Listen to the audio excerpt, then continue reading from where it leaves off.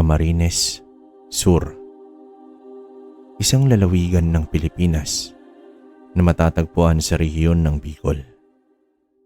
Pili ang kabisera nito at kahanggan ang Camarines Norte at Quezon sa hilaga at Albay sa timog. Sa silangan nito ang pulong lalawigan ng Catanduanes sa ibayo ng Maqueda Channel. Ang kwentong ito ay nangyari taong 1981. Mount Isarog, Camarines Sur. Ito ay bahagi ng karanasan ng isang dibino na nagmula sa Southern Leyte na si Jerry Salvacion. Nagising ng madaling araw si Jerry dahil sa isang panaginip. Ipinakita kay Jerry ang isang pangitain sa pamamagitan ng panaginip. Ang pangitaing ito ay naglalagay kay Jerry sa isang sitwasyon ng pakikipaglaban sa isang napakalakas na kampon ng kadiliman. Subalit nakasaad din sa pangitain na hindi lamang siya nag-iisa. Nagkaroon ng kasangga si Jerry na isa pang antingero na may taglay ng dobleng kabal at lakas. May kakayahan din itong magbigkas ng mga buhay na salita. Kilala itong may kamay na bakal dahil sa pambihirang lakas nito. Dahil nais niya pang maliwanagan, ay hinintay niyang magising si Carodel upang tanungin ito. Tumingin naman si Jerry sa katabi nitong si Antonio na nasa 5 taong gulang na. Napangiti si Jerry dahil sa kabila ng mga pinagdaanan nila ay nakaligtas pa rin ang bata. Kinalimutan niya ito bago nagtungo sa kusina upang magtimpla ng isang mainit na kape. Pasado 4:00 na ng bukang liwayway, umupo sa may hagdan si Jerry habang iniinom ang hawak na kape nang may napansin siyang kaluskos sa may halamanan. Ang nilalang na ito ay nagkukubli habang nakamasid kay Jerry. Nakikita niya si Jerry dahil sa gaserang nakasindi sa may beranda. Titig na titig siya sa antingero. Nang ito'y kumurap, laking gulat niya dahil nawala si Jerry sa kanyang harapan. Hanggang sa may narinig siya mula sa likuran at nagwika ito ng, "Oh, Estong, sinong sinisilip mo dyan?" Sambulat dito ni Jerry. Napasigaw naman si Estong sa takot at tuluyang humalakhak ng tawa itong si Jerry. Inaya naman ito ang kaibigan sa bahay upang magkape. "Bakit ka ba sumisilip doon?" Tanong dito ni Jerry. "Paano ba kasi? Natatakot na ako sa'yo. Tingnan mo nga itsura mo ngayon, oh. Para kang..." Sambit ni Estong. "Parang ano?" Usisa naman ni Jerry. Hindi, wala. Pero ang tapang mo talaga, Jerry. Kahit nung mga bata pa tayo." Muling tugon dito ni Estong. Masayang inalala ng dalawa ang kanilang kabataan. Naging biro na lang sa kanila ang nangyaring bagat dati hanggang sa magising si Carodel. "Ano ba yan? Aga-agang ingay nyo." Pagyayamot ni Carodel. "Magandang araw po, Carodel." Sambit dito ni Estong. Ano bang ikinaganda ng umaga? Pagmumukha mo ang una kong nakita. Bulalas naman ng matanda. Si Carodel talaga. Di bali ng ganito kaysa maging matanda. Ganti dito ni Estong. Anong matanda? Mas malakas pa ito sa kalabaw, oy. Sambit naman ni Carodel. Ako po, kahit kailan, hindi ko pinangarap ang maging ganyang muka. Muling sambulat ni Estong. Tumingin lang ng masama sa kanya si Carodel at nagtungo na ng kusina upang magsaing. Matapos ang agahan, ay dito na nagtanong si Jerry tungkol sa kanyang pangitain. Carodel, bakit palaging bumabalik sa utak ko mga pangitain ko? Hindi ko naman lubos maintindihan. Saka, bakit ako may kasangga? Hindi pa ba sapat ang tangan ko? O baka naman napakalakas ng makakalaban ko? Mahabang pagtatanong ni Jerry. Alam mo, Jerry, nagsisilbing babala ang pangitain. Pero kadalasan nangyayari talaga yan. May ideya ka ba kung sinong tinutukoy mo na kamay na bakal dyan sa pangitain mo? Pagtatanong na wika ni Carodel. Wala nga akong ideya kung sinong taong yon. Pakiramdam ko napakalakas niya, Carodel. Kamay na bakal? Ano kaya ang tangan niya? Tugon naman dito ni Jerry. Baka naman isa rin siyang dibino na kagaya mo. Sambit dito ni Carodel. Hindi naman po ako dibino. Nagpapatawa ka ba, Carodel? Natatawang wika ni Jerry. Ikaw ba naman? Binasbasa ng anghel. Hindi ka pa ba magiging dibino niyan? Sambit pa ni Carodel. Sige Carodel. Papaliguan ko na muna si Antonio sa ilog. Pagpapaalam dito ni Jerry. Hala, sige. At maghahanda ako ng manok para sa tanghalian natin. Huling wika ng matanda sa kanya. Sumapit ang 3:00 ng hapon sa isang burol. Kumidlat ng bahagya at lumitaw si Jerry. Inilibot niya ang paningin. Nagbabaka sakali na masilayan ang lugar sa kanyang pangitain. Ngunit umuwing bigo si Jerry at hindi na lang pinilit alalahanin pa ang kanyang pangitain. Sa kanyang pagtulog, muling naglakbay ang kanyang wisyo. Nasilayan niya ang imahe ng lalaki na nakikipagbuno sa mga aspo at walang kahirap-hirap na tinanggal ang ulo ng asbo sa pamamagitan lang ng kanyang kamay. Paglingon ni Jerry sa ibang direksyon, magkasama na sila ng lalaki at tinungo ang isang bundok na unang beses pa lang niyang nasilayan. Napabalikwas si Jerry mula sa pagkakatulog. Lumabas siya ng bahay. Tumingala at bumulusok pa itaas. Lumutang si Jerry sa ere at nagwika ng, "Bigyan niyo pong linaw ang aking mga pangitain, Panginoon ko." Makalipas ang ilang segundo, gumuhit ang isang ilaw na tumuturo sa direksyon hilaga.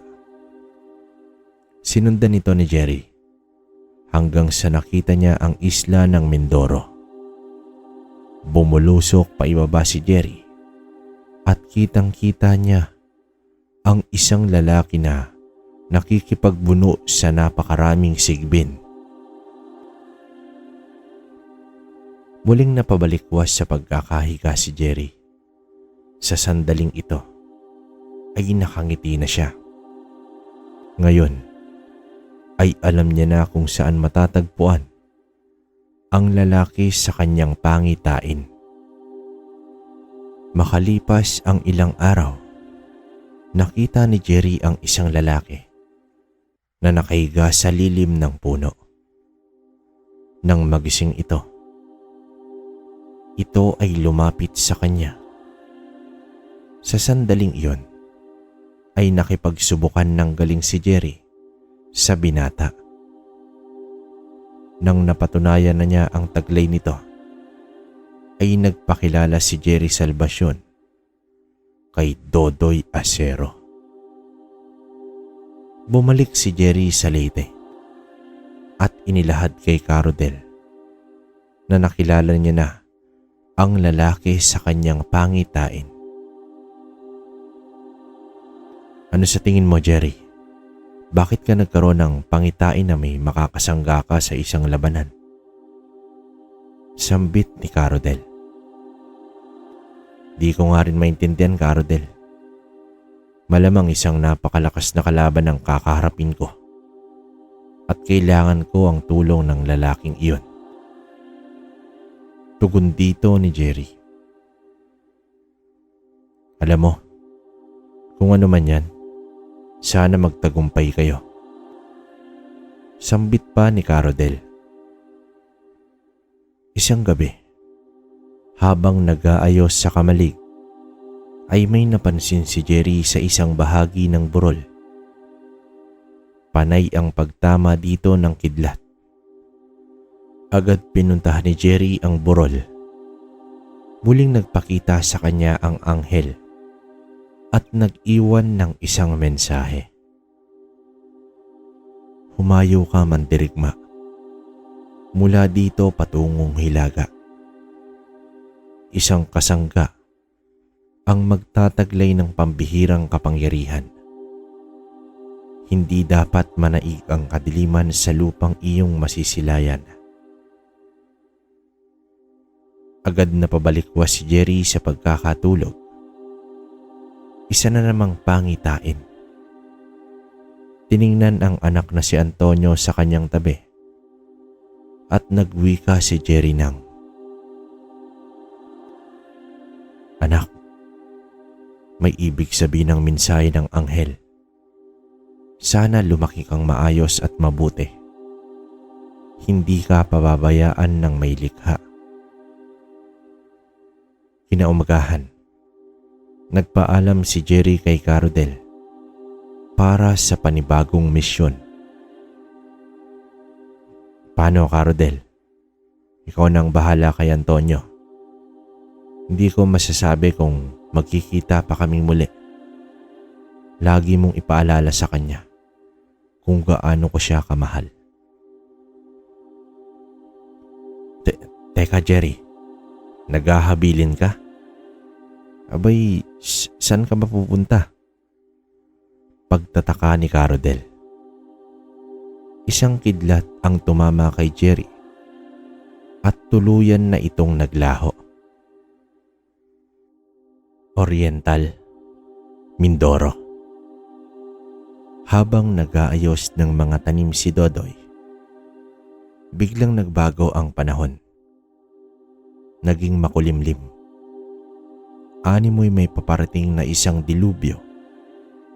Mariing sinipat ng binata ang nangyayari sa kaulapan. Nag-umpisa ng kumulog at kumidlat hanggang sa isang kidlat ang tumama sa kanyang harapan. Tumilapon si Dodoy at nakita niya ang paglitaw ng isang lalaki. Ikaw? Gulat na tanong ni Dodoy. Kamusta, kaibigan? Nakangiting tugon ni Jerry. Tumayo si Dodoy at marahang lumapit sa lalaki. Biglang inilipat ni Jerry ang kanyang kamay sa ulo ni Dodoy. nakita ni Dodoy ang mga pangitain mismo ni Jerry. Napaluhod sa lupa si Dodoy na pilit iniaabot ang kanyang hininga. Ano yun? Anong ibig sabihin sa nakita ko? Pagtataka ni Dodoy. Inilahad ni Jerry ang tungkol sa isang misyon na kasama siya. Hindi na tumanggi si Dodoy sa misyon. Sa katunayan, ay masaya siya dahil sa panibagong karanasan. Matapos magpaalam kay Mang Nestor at maghanda ng gamit ay tuluyan na siyang sumama kay Jerry. Unang lugar, Palo, Leyte. Nagulat si Dodoy sa biglaang pagdating sa ibang lugar. Unang beses niyang makaapak sa lupain ng Leyte. Kaibigan, paano mo nagawa yun? Ang galing. Isang kidlat lang, nasa ibang lugar ka na. Galak na pagtatanong ni Dodoy. Ngumiti lang si Jerry at inakbayan si Dodoy habang nagwiwika ito ng isang angkan ng mga manlalason na may lahing aswang ang hahanapin natin dito. Paano natin yung mahanap ang daming tao dito? Sambit ni Dodoy. Mahanap mo sila. Malalaman mo yon. Tugon ng kaibigan. Nasa sentro ng bayan ang dalawa. Napakaraming tao. Ngunit hindi nakaligtas sa pandinig ni Jerry ang usal ng isang manlalason. Agad nagtungo si Jerry sa isang kainan. Nasipat niya ang manlalason. Ang ginawa nito ay ang tinatawag na latay sa Kabisayaan. Isang laso na pinapadaan lang sa pagtapik sa mesa. Kadalasan ang biktima nito ay nasa tapat mismo ng manlalason. Sinadyang kinabig ni Jerry ang isang lalaki na nadapuan na ng lason. Pasensya na kaibigan. Paumanhin ni Jerry. Ang lalaki sa tapat nito ay biglang tumayo at umalis. Pasimple naman itong sinundan ni Dodoy. Napakalayo ng nilakad nito hanggang makaabot sa liblib na lugar at pumasok sa isang bahay. Teka, nasa na ba si Jerry? Sambit ni Dodoy sa kanyang sarili. Mabuti at natagpuan mo na ang lungga nila. Sambulat ni Jerry. Ay, ano ka ba? Ba't ka nang gugulat? Sambit dito ni Dodoy. Pagsapit ng gabi, ay kinatok ni Dodoy ang bahay. Pinagbuksan naman ito ng may-ari. Ano ang kailangan mo, bata? Tanong ng isang matandang lalaki. Pwede po bang makikisuyo lang po sana ng tubig? Nauuhaw na po kasi ako. Pumanhik sa loob ang matanda upang kumuha ng tubig.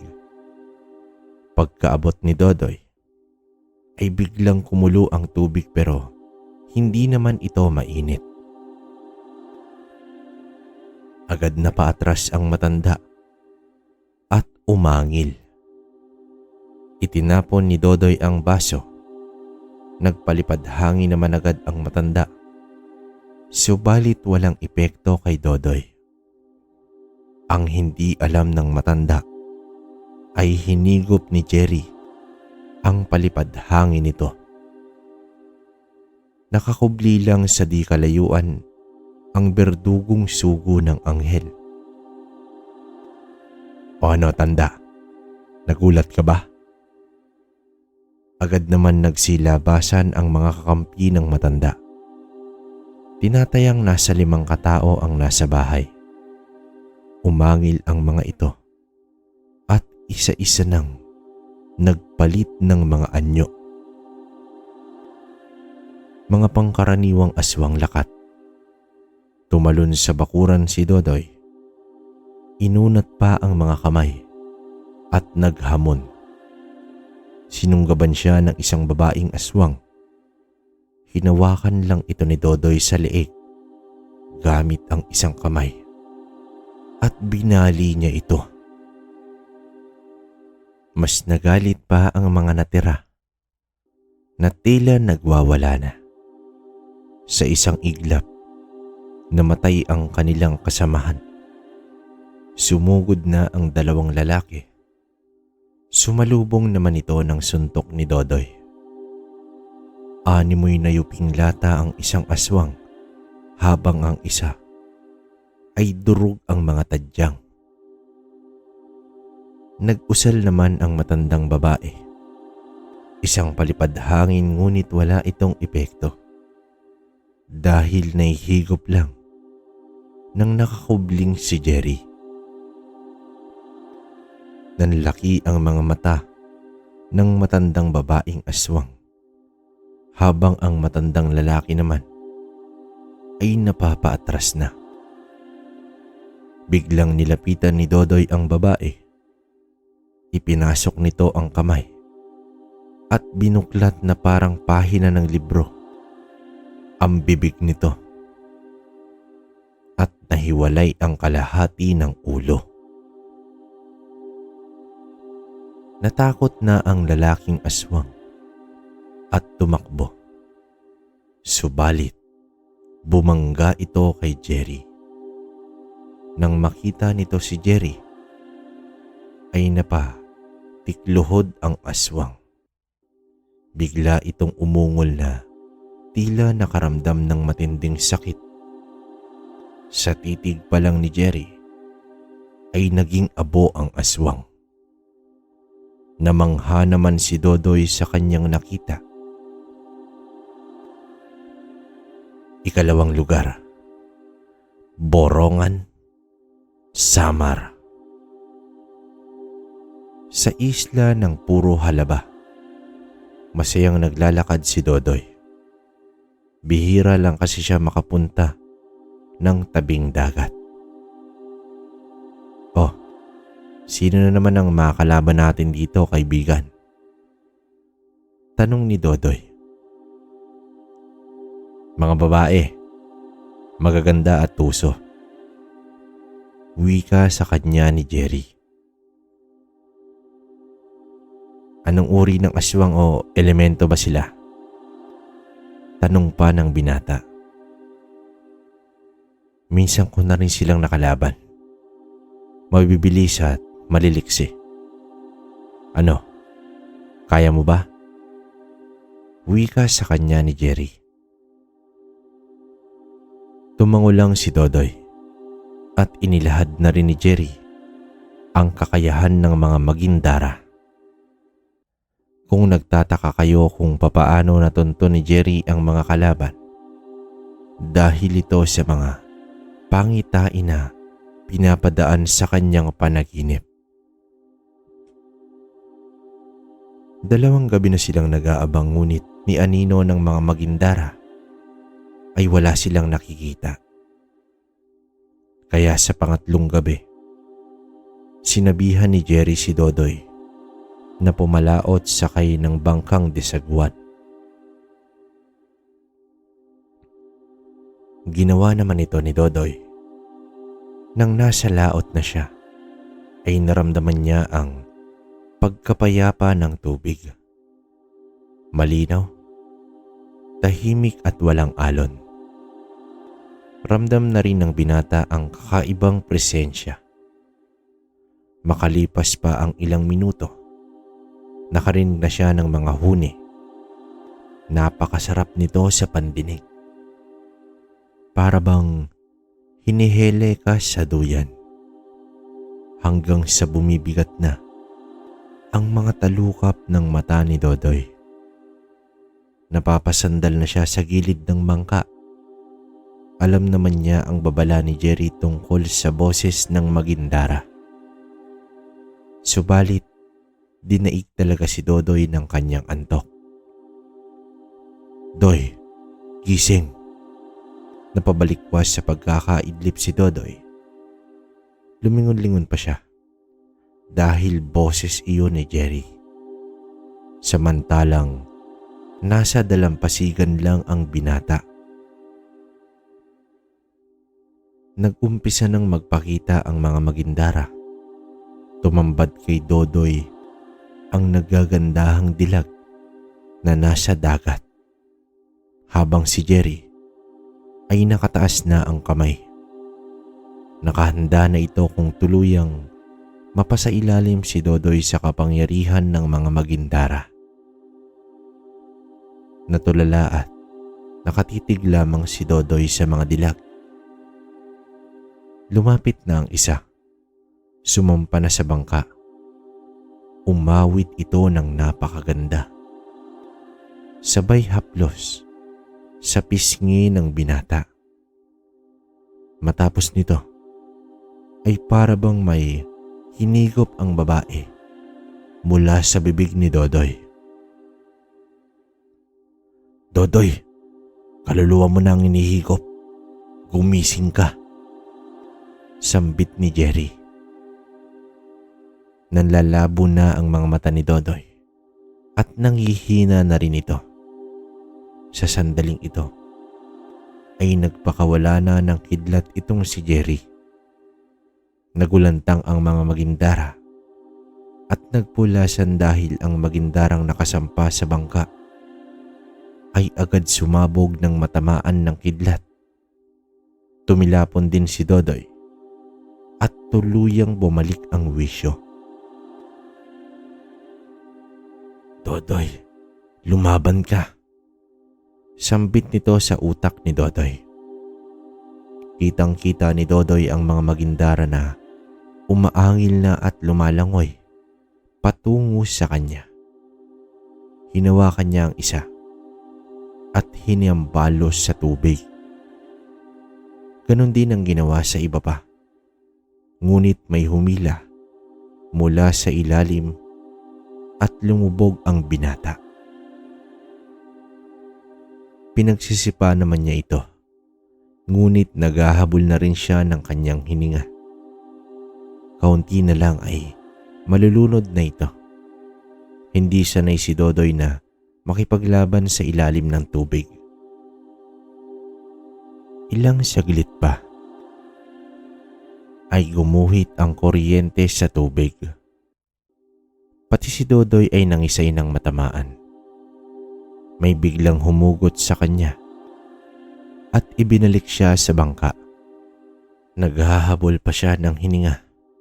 Samantala, nakita niya na ang mga Magindara ay nakikipaglaban sa mga kidlat. Nahihilo pa si Dodoy sa mga sandaling ito. Nanlalabo rin ang kanyang paningin. "Doy, lumaban ka." Boses naman ni Jerry ang narinig. Inabot ni Dodoy ang sagwan at hinambalos sa isang Magindara. Nabali ito at agarang sinaksak ang naputol sa sagwan sa isang Magindara. Nag-aagaw ang wisyo ni Dodoy sa pagiging mahina at malakas. Lumuhod si Dodoy sa bangka. Nanggigil ng husto. Hinahawakan na rin siya ng iilang kalaban at tuluyang pinagkakagat. Ilang siglit pa ay tumilapon na ang mga nangangagat sa kanya. Tumalon si Dodoy at nakipagbuno sa mga Magindara. Nagwawala na ang kamay na bakal ng Oriental Mindoro. Pinagbabali nito ang mga buto ng mga aswang dagat Dinakma niya ang isa sa muka at tuluyang dinurog. Pinagsusuntok ni Dodoy ang sinumang makalapit. Nang kumonti na ito, ay mabilis lumangoy ang binata patungo sa dalampasigan. Subalit, pinagkakalmot naman siya ng mga humahabol sa kanya. Humanda kayo pag nakaapak ako sa lupa, mga babaeng pangit. Sambulat dito ni Dodoy. Ilang minuto pang pakikipagbuno ay nakarating na rin sa dalampasigan si Dodoy. Inilibot ang kanyang paningin, ngunit hindi niya makita si Jerry. Tumayo ang binata. Marahan din umahon ng mga magindara na nagkaroon na ng mga paa. Doon ay nakipagbuno ulit ang binata. Mas pabor na sa kanya ang sitwasyon. Ang mga matatalas na ngipin ng mga ito ay walang panama sa kamao ng binata. Hanggang sa naubos ni Dodoy ang mga ito, napahinga na lamang siya sa buhangin.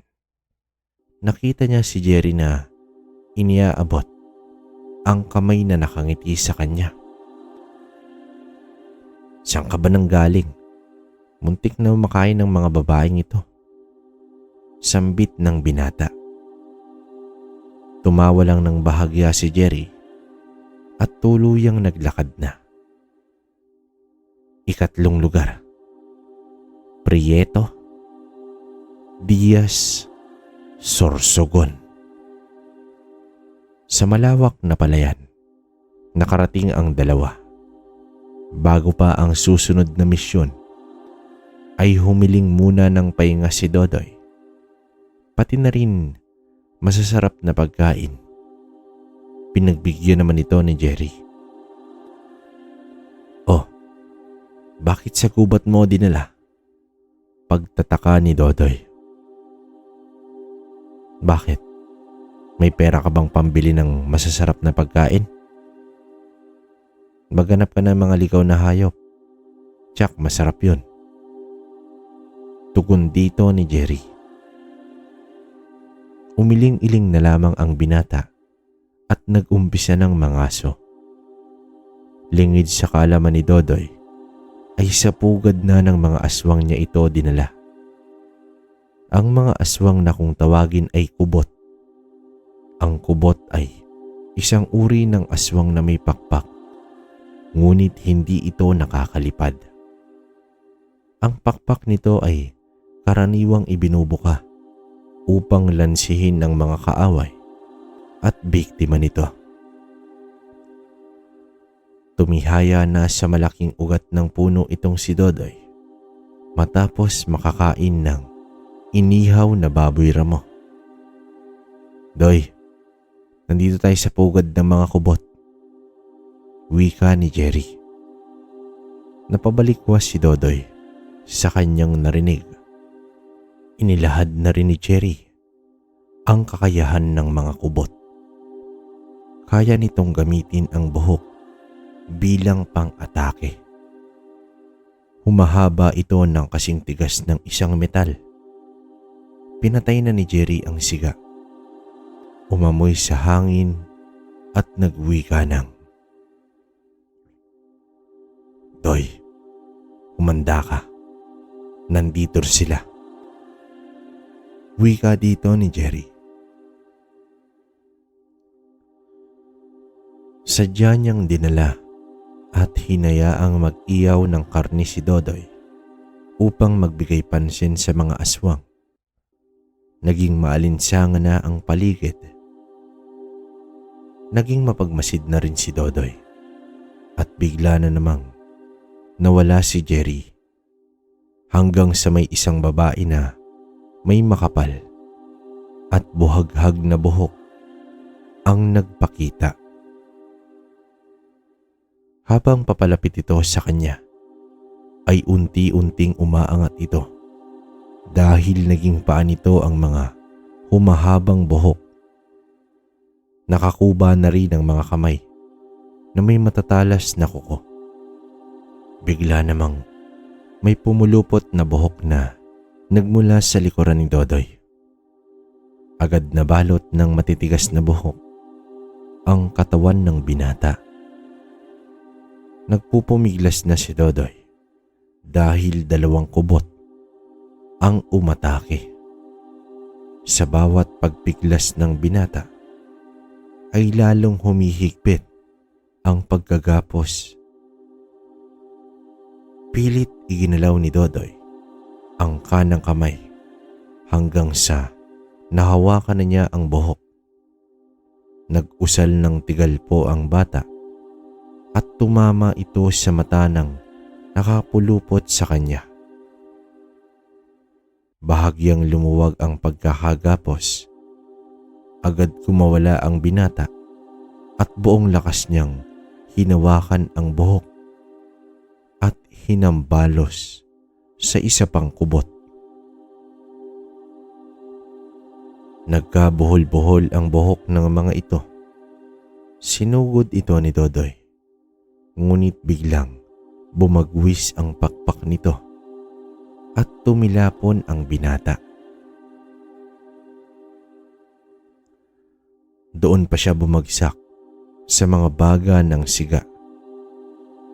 Dinampot ni Dodoy ang mga baga at patakbong sumugod sa isang kubot. Direktang inilapat ni Dodoy sa muka ang mga baga. Nagsisigaw ang aswang at inundayan agad ng mga suntok. Habang tinatadtad ng suntok ni Dodoy, ay sumugod ang isa pa at hinawakan siya. Nagmadaling kumawala ang binata bago pa ito tuluyang mapuluputan ng buhok. Umaangil at gigil na ang aswang. Sabay silang sumugod gamit ang mga buhok.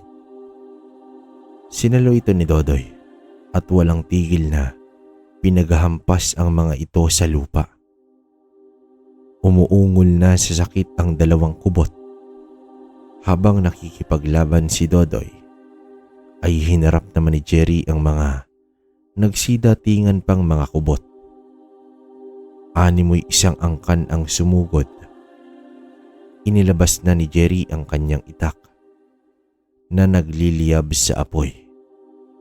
Sa isang hampas ni Jerry ay lumabas ang talim na apoy at nasugatan ang mga kubot. Subalit, hindi nakatakas si Jerry sa mga mahabang buhok ng mga ito. Nabitawan niya ang itak at tumarak ito sa lupa. Nagpupumiglas ang antingero, ngunit sa dami ng kubot ay labis itong nahihirapan. Hanggang sa nabalot na ito ng tuluyan, humahalakhak na ang mga kubot dahil sa panalo na ito. Nag-umpisa na rin silang sipsipin ang dugo ni Jerry sa pamamagitan ng mga buhok na nakapalupot dito. Subalit, ang matinding halakhakan ay napalitan ng bahagyang panginginig. May puting ilaw ang nagmula sa katawan ni Jerry. Hindi naglaon. Ang puting ilaw na iyon ay naging mistulang kidlat. Lumabas ito at napakaraming kuryente sa katawan ni Jerry. Agad nangisay ang mga kubot at tuluyang sumabog. Sa isang iglap ay nagliwanag ang gubat. Napansin ito ni Dodoy. Habang lupaypay na ang 2 kubot, bumulagta na ito sa lupa. Hindi na nag-atubili pa ang binata. Hiniwalay nito ang mga ulo sa kani-kanilang katawan. Ang liwanag ng buwan ay biglang naglaho. Pagtingala nila ay naroon sa taas ang gabunan ng mga kubot. Umangil ito ng malakas at naglalaway na. Nabuwal lang mga puno sa paggapang ng mga buhok nito. Binunot ni Jerry ang itak at ibinato sa dibdib ng aswang. Umatungal ito at nagwawala na, habang si Dodoy ay pinunteriya ang paa ng aswang. Umakyat siya sa puno at tumalon habang hinihila ang mga paa nito. Biglang nawala si Jerry at lumitaw ito sa harapan ng aswang. Isang malutong na suntok ang pinakawalan ni Jerry. Bumulusok at nasubsob sa lupa ang aswang na ito. Inundayan naman ito ng suntok ni Dodoy. Ngunit tumagos mula sa likod hanggang tiyan ni Dodoy ang isang hibla ng buhok. Bumagsak ang binata, ngunit nabali nito ang matigas na buhok ng aswang. Sumisigaw na si Dodoy sa sakit. Pumaibabaw sa kanya ang kubot. Dinaganan si Dodoy at pinaluputan ang leeg nito. Dagdag pa ang pagsakal ng aswang. Gumanti si Dodoy.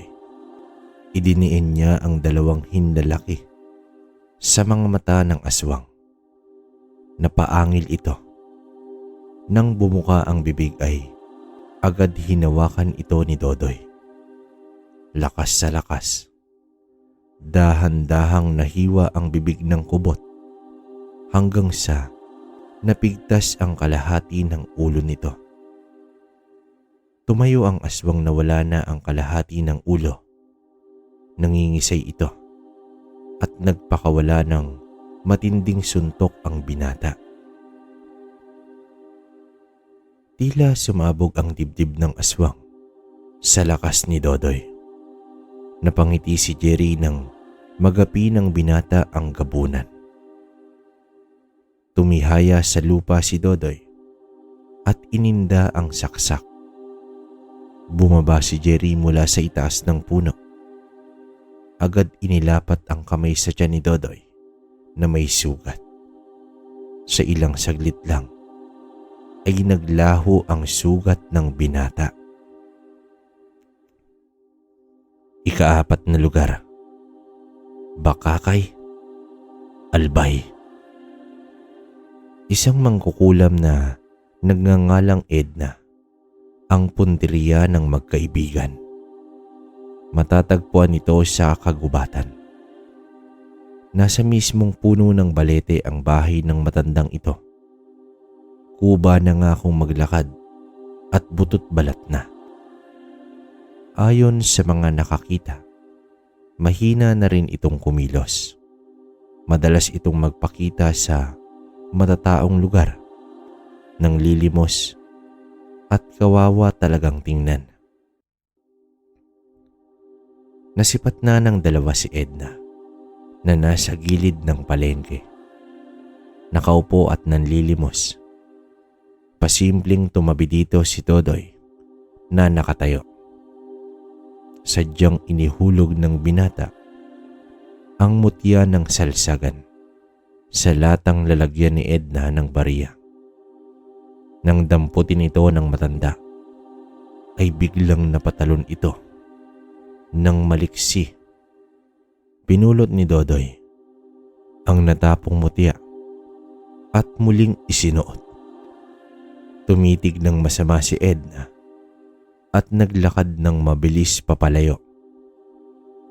Walang nakakaalam sa bayan na isa itong bantog na mangkukulam. Habang sinusundan nila si Edna, ay palingon-lingon ito. Nang makarating na sa masukal na gubat, ang kubang matanda ay tumuwid ang katawan at patakbong tumungo sa kanyang bahay. Nakakakilabot ang itsura ng bahay ni Edna. Napakalaking balete ang bumabalot nito. Nasipat ni Jerry ang iilang laman lupa na nakapaligid sa bahay. Ramdam ng dalawa ang mga orasyon ng matanda. Nang lapitan pa ni Dodoy ang bahay, tila bumangga siya sa isang harang na hindi nakikita. Sinubukan niya itong suntukin, ngunit walang epekto. Hanggang sa lumapit si Jerry. Pagdampi ng kanyang itak ay tuluyang nabutas ang harang.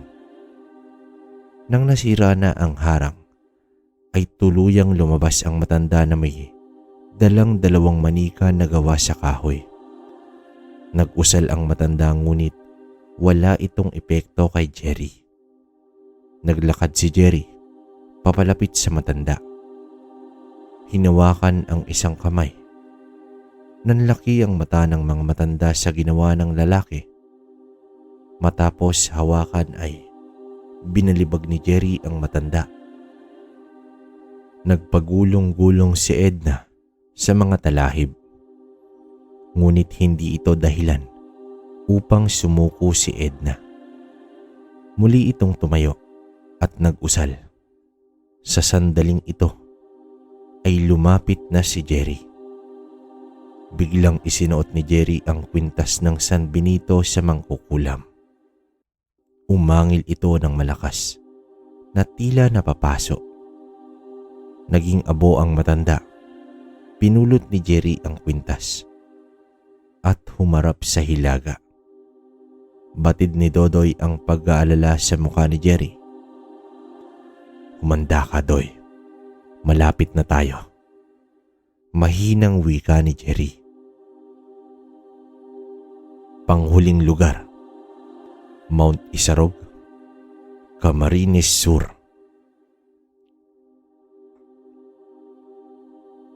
Habang naglalakad ang dalawa, ay isa-isang pinakita at ipinaliwanag ang taglay ng mga tangan. Ang ngipin ng kalabaw, pangil ng kidlat, at San Benito. Tila ba naghahabilin na itong si Jerry? Kumunot naman ang noo ng binata sa mga pinagsasabi ni Jerry.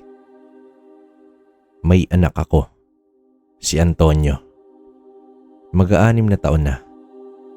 Si Carodel lang nag-aalaga sa kanya. Si Carodel ay may tangan din. Mutya ng linta. Matindi ang sabulag nito. Kaya laging naliligtas niya si Antonio. Nandun din si Estong, ang kababata ko. Nagkakairingan sila palagi ni Carodel pero hindi naman nagkakapisikalan. Ordinaryong tao lang si Estong siya may, alam mo na, pagkaduwag." Wika sa kanya ni Jerry. Inamin rin ni Jerry na sadyang hinahayaan niyang makipaglaban si Dodoy na mag-isa upang mas masanay pa ito. At inamin rin ni Jerry na pwede naman silang dumiretso sa totoong misyon nila. Pero kailangan makita ni Jerry kung gaano kalakas itong si Dodoy. Kaya kung saan-saan niya ito dinala. Nang matagpuan ang binata kung sino ang pakay nila sa bundok ng Isarog, sumagot itong si Jerry ng, "Si Tandang Doro, gabunan ng mga maranhig. Isa sa pinakamalakas na uri ng aswang. Ang maranghig ay isang patay na aswang. Kaya papaano pa papatayin ng patay na?" Paglalahad sa kanya ni Jerry. Nagpahinga muna ang dalawa sa paanan ng bundok. Habang tulog ay nagising si Jerry. Ito ay hindi na panaginip. Muling nagpakita sa kanya ang anghel. Ang anghel na nagbigay sa kanya ng pagkakataon upang mabuhay pa. Sa gitna ng kawalan ng pag-asa, ay ibinalik ng anghel ang nawalang tiwala ni Jerry sa may likha. Napatayo si Jerry nang makita niya ang anghel. Isang boses ang narinig niya at nagsasabi ito ng, "Maswerte ka, tao. dahil napili kang pagkalooban ng walang hanggang buhay. Sa piling ng Ama, ikaw ay magiging gabay sa mga taong nakipaglaban sa kadiliman. Nalalapit ng pagbawi sa hiniram mong buhay at magkakaroon ka ng mas malaking responsibilidad. Iwan mo ang lahat sa mundong ibabaw at humayo ka sa piling ng ating Ama. Napaluha na lamang si Jerry sa narinig. Ang berdugong sugo ay nakatakdang maging isang gabay. Sumapit ang 12:00 ng gabi. Napabalikwas si Dodoy mula sa pagkakatulog. Nakita niyang lumulutang sa ere si Jerry at dumadagundong ang boses nito na nagwika ng, "Tandang Doro, gabunan ng mga maranhig. Harapin mo ko. Ako ang berdugong sugo." Nang masipat ni Dodoy ang itaas ng bundok, ay may mga nilalang na gumagapang ng mabilis pababa. Nang tingnan pa niya ito, ay tila mga bangkay na nagmula sa hukay. Nanlaki naman ang mga mata ni Dodoy. Napakaraming maranhig. At sa huli ay ang dambuhalang nilalang na may pakpak ng paniki. Humpak ang mukha na animoy bungo. Naglalakihan din ng mga kamay at napakahabang mga kuko. May buntot ito ng tila may hahalin tulad mo sa isang dyablo. Kulay pinaghalong kayumanggi at itim. Papalapit na ang mga maranhig. Tumayo na si Dodoy para sa paparating na digmaan. Buo na ang kanyang kamao. Lumalakas na ang ingay ng mga aswang. Sinalubong ni Dodoy ng matinding sapak ang mga maranhig. Tumilapon ang mga ito, ngunit kusang bumabalik at umaataking muli. Nako, naloko na. Hindi namamatay ang mga aswang na ito. Sambit ni Dodoy sa kanyang sarili. Samantala, nagbuno na rin sila Jerry at Tandang Doro. Sa paulit-ulit na pagtaga ni Jerry, ay naputol ang kanyang itak. Inundaya naman siya ng saksak gamit ang matatalas na kuko nitong si Doro. Tumagos ito sa likuran ni Jerry, ngunit hinawakan niya ang talim at tuluyang binali. Dito umatungal si Doro at bumagsak naman si Jerry. Sinipat ni Jerry si Dodoy. Nahihirapan na ito sa mga nanunumbalik na mga aswang. Sumugod si Doro at tinapatan naman ito ni Jerry ng kidlat. Nadurog ang isang braso ni Doro, ngunit laking gulat niya nang tumubo lang itong muli at umatake. Sinalag ito ni Jerry, subalit tumalapon ang berdugong sugo. Bumagsak ito at ininda ang kanyang naging tama. Nagkakasugat na ang mga bisig ni Jerry. "Jerry, hindi ko na matiis ang mga ito," sigaw ni Dodoy. Nagbitiw naman ng mga kidlat si Jerry at tinamaan ang mga maranhig. "Ang lakas ng loob mong sumugod sa pugad ko, antingero," sambit dito ni Tandang Doro. Muling pumaitaas si Jerry. Hawak-hawak ang kidlat at itinarak ito kay Doro. Umangil ang gabunan at pilit hinihila ang nakatarak na kuryente sa katawan. Nag-usal si Jerry. Itinuro ang kalangitan. Tinawag niya ang sibat ni Atardar.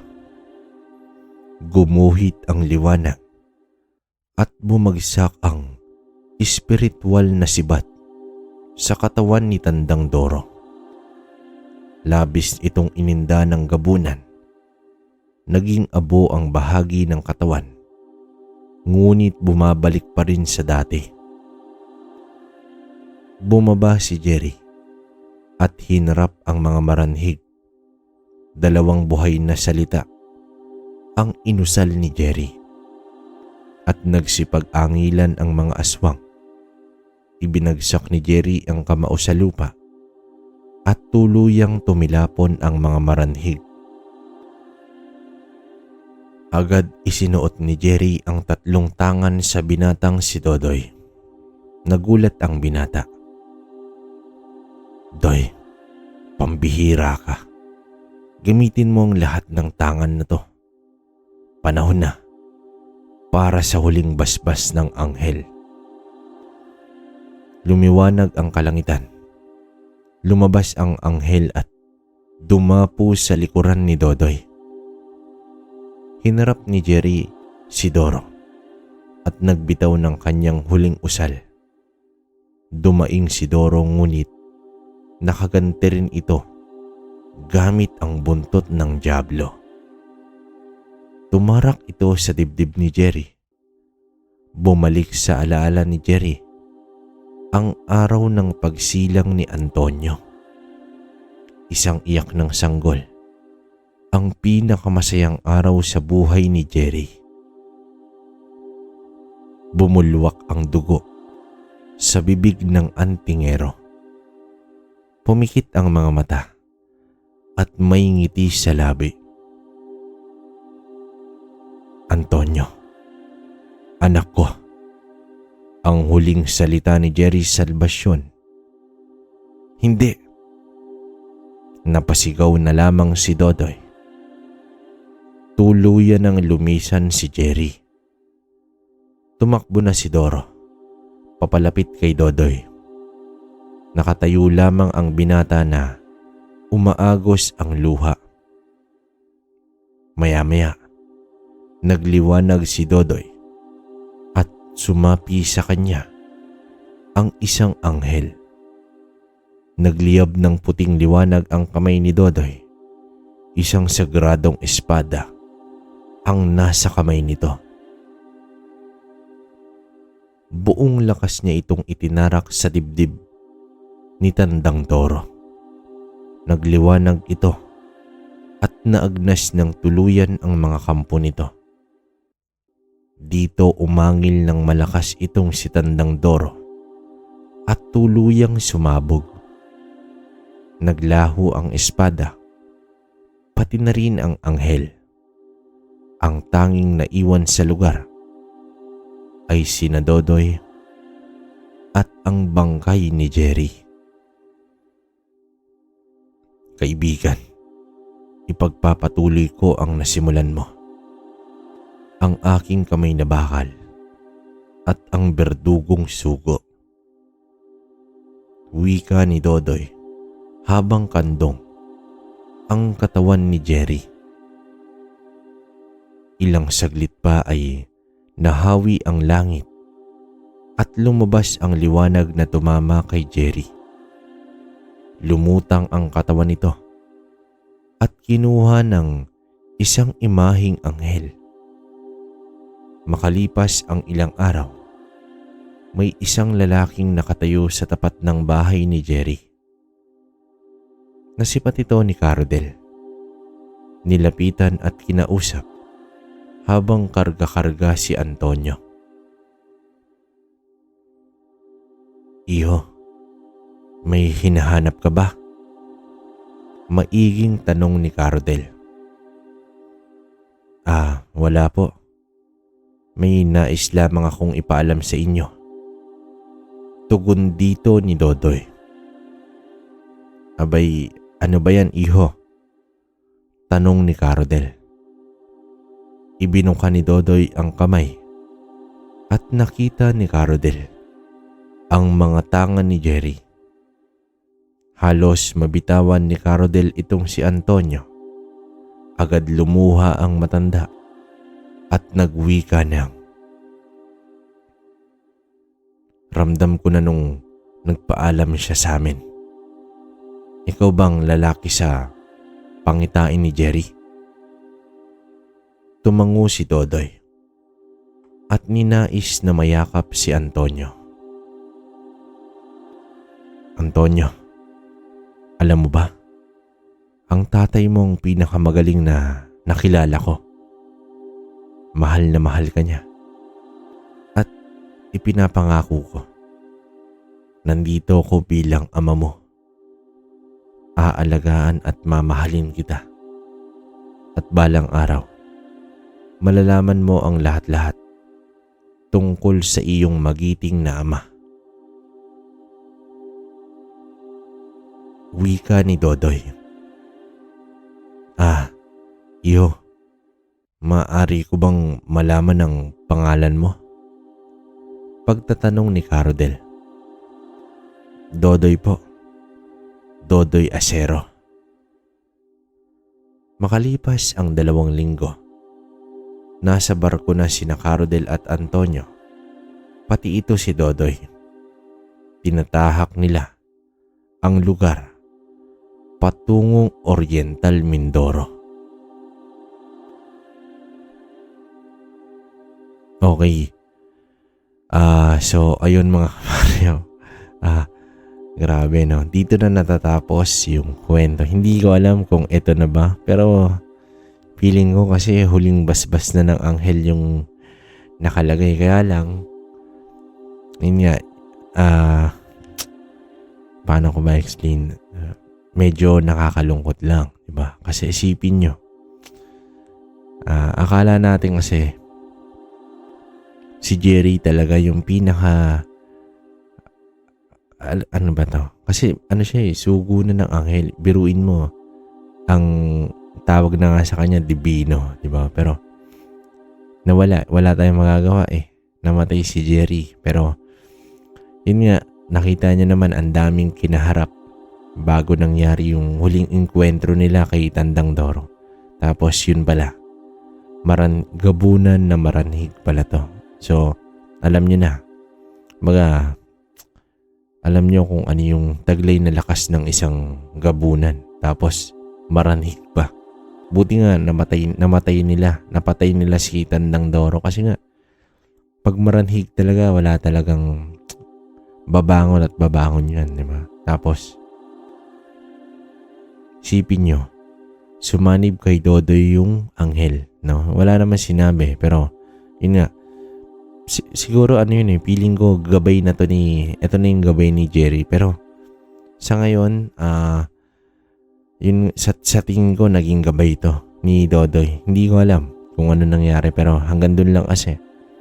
Pero biruin nyo naman, ang dami, ilang probinsya yung pinuntahan nila. Siguro lang to, pinas forward na to kabaryo, pero para sa akin goosebump, di ba? Talagang nakakapangilabot, saka yun nga, nakakalungkot kasi ako rin, hindi ko inaasahan na mamamatay ito si Jerry ng ganun-ganun lang. Pero kailangan natin tanggapin yan. At least, buhay si Antonio, pati si Dodoy, di ba?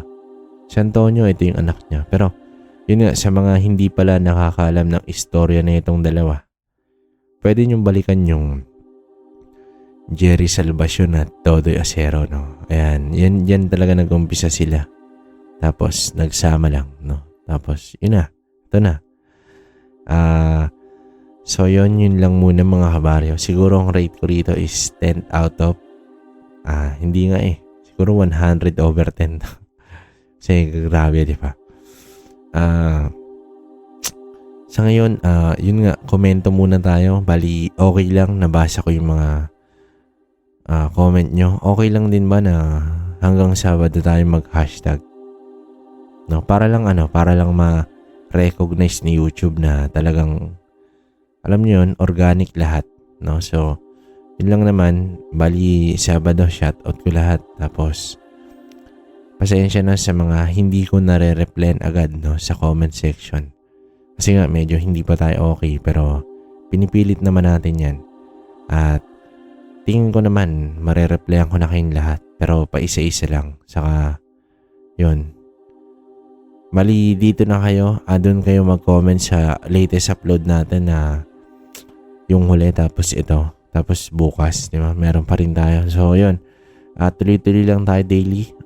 Kaya naman, pipilitin natin. Medyo mahina lang yung boses, no?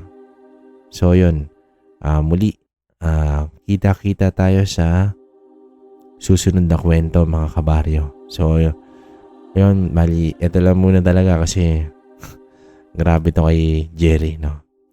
Hindi ka panipaniwala na bigla na lang namatay. So yun, hanggang sa muli, no? Maraming salamat sa inyo.